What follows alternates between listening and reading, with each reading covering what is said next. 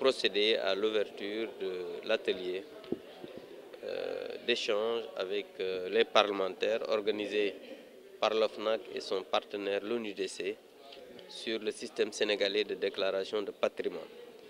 Mais aussi dans l'atelier, on va naturellement échanger sur la déclaration de patrimoine, comment ça se présente un peu partout dans le monde. Parce qu'aujourd'hui, nous tous, nous savons que beaucoup de pays dans le monde ont intégré dans leur corpus juridique interne la déclaration de patrimoine. Le Sénégal, depuis 2014, a voté cette loi et la déclaration de patrimoine est devenue une réalité dans le pays.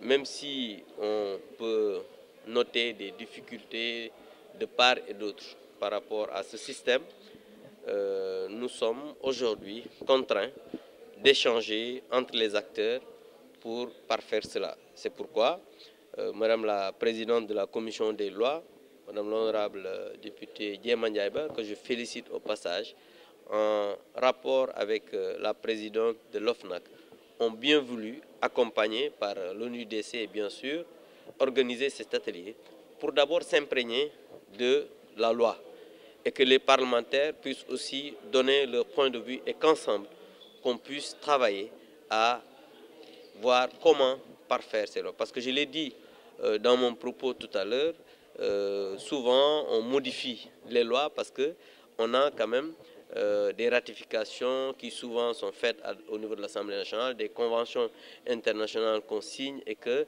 l'Assemblée permet souvent, après le président de la République, à ratifier ces conventions. Donc après avoir voté cela, on est obligé souvent de les intégrer dans notre corpus interne et même les lois qui sont votées à l'Assemblée nationale sont susceptibles souvent d'être modifiées parce qu'avec le temps, on essaie d'intégrer et de se conformer quand même à la réalité des choses. Et c'est pourquoi Madame la Présidente de l'OFNAC est très ouverte par rapport à ces échanges pour qu'ensemble, que les parlementaires non seulement s'imprègnent de la loi, mais aussi donnent leur point de vue par rapport à l'effectivité de cette loi-là. Et nous tous, nous avons vu que sur le terrain, c'est vrai que c'est devenu une réalité. L'OFNAC fait énormément d'efforts, l'Assemblée nationale vote les lois, mais c'est toujours bien d'échanger pour voir exactement comment on peut parfaire ces lois.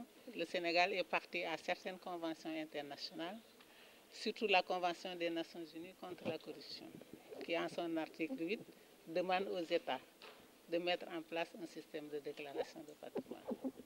Pour se conformer à ces objectifs, le Sénégal en 2014 a adopté une loi sur la déclaration de patrimoine. À l'œuvre, on s'est rendu compte que la loi recelait beaucoup d'insuffisances et qu'il fallait les combler. Nous avons entrepris donc des missions au niveau des départements ministériels, puisqu'ils comptent beaucoup d'assujettis pour leur expliquer le sens et la portée de la déclaration de patrimoine.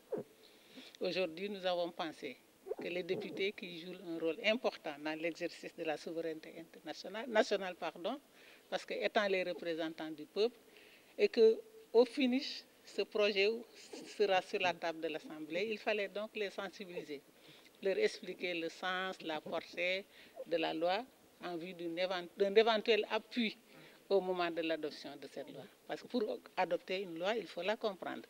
Pour comprendre, il faut qu'on leur explique.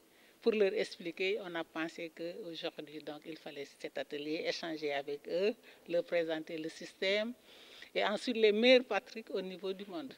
Parce qu'il y a d'autres systèmes où vraiment il y a moins de problèmes en ce qui concerne les insuffisances. Un texte de loi n'est jamais parfait. C'est à l'œuvre qu'on se rend compte qu'il y a toujours des insuffisances, il y a des points à combler, des vides à combler, des insuffisances, et ainsi de suite. Alors c'est ce qui s'est passé avec la loi sur la déclaration de patrimoine. Et ce n'est pas seulement l'œuvre de l'OFNAC. La société civile, le secteur privé, tous se sont rendus compte qu'il y a des insuffisances, il fallait les combler. Le président de l'Assemblée, le vice-président vient de le dire tout à l'heure. À l'œuvre, on se rend compte toujours qu'il y a quelque chose à faire encore pour mieux parfaire la loi. Peut-être que le mot est très fort, parfaire, mais au moins pour améliorer la loi. Nous avons 1247 assujettis, actifs comme inactifs. Alors là, je suis obligée de m'expliquer. Parce que lorsqu'on dit 1247, les gens n'arrivent toujours pas à comprendre. Ça, c'est le nombre de personnes dénombrées comme assujetties à la déclaration de patrimoine. Les actifs sont ceux qui sont toujours au niveau des postes où leur déclaration est exigée, les assujettis. Mais il y a des inactifs, il y a ceux qui, entre-temps, sont décédés, qui ont changé de poste, et ainsi de suite. Alors, à ce jour également, nous avons reçu 788 déclarations d'entrée et 150 déclarations de sortie. Donc, en valeur relative, ça fait à peu près 59%.